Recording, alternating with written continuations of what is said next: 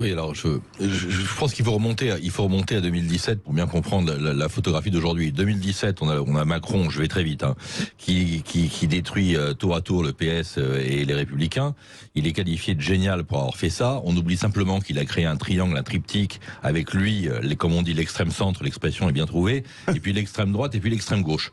On a ensuite étape 2, une campagne électorale qui se soucie de tout sauf de la campagne électorale. On n'a pas de débat, on n'a pas d'opposition d'idées, on parle pas des programmes, et donc ça permet notamment à M. Mélenchon de se présenter comme un remarquable tribun, mais plutôt que sa nullité économique, on vénère sa façon de faire.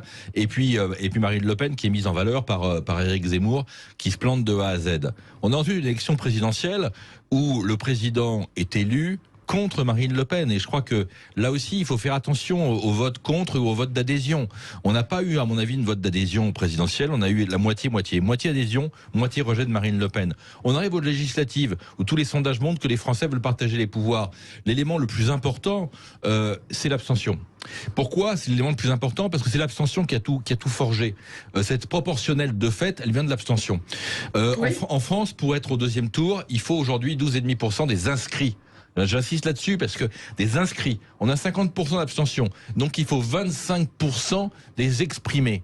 Donc pour arriver au deuxième tour, il faut 25%. La conséquence très rapide, c'est quoi? C'est comme on a un, maximum deux, rarement, qui arrive à 25%, au lieu d'avoir des triangulaires, on a eu je crois que 5 ou 6. Oui, il y en a eu très peu. Il y en a eu très peu. On a des duels.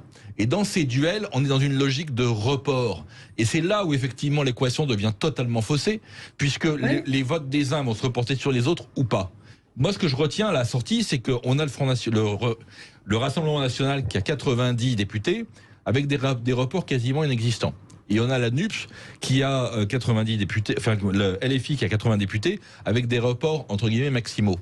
Donc on se retrouve dans une photographie politique qui est, pardonnez-moi, mais pas de la proportionnelle comme si c'était merveilleux, mais qui est entre guillemets une conséquence d'une addition de facteurs particuliers. C'est pour ça qu'on va se retrouver avec une assemblée, moi j'en suis convaincu, qui va être ingouvernable, dans lequel il n'y aura pas d'accord. Et d'ailleurs, il ne faut pas s'y tromper, le discours du président il y a 2 jours maintenant, c'était quoi? C'était de préparer la dissolution, c'était de faire tomber dans le piège gigantesque qui construit la LFI d'un côté et le RN de l'autre.